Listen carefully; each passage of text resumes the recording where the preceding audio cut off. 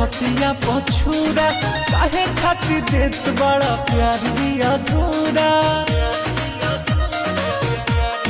सुनो कौने के रात चले छतिया पछूरा काहे खातिर देत बड़ा प्यारी अधूरा। रोज अगर बातें देखे तो राजा जी को छोड़ दो न तो छोड़ दो छोड़ दो छोड़ दो राजा छोड़ दो न तो छोड़ दो छोड़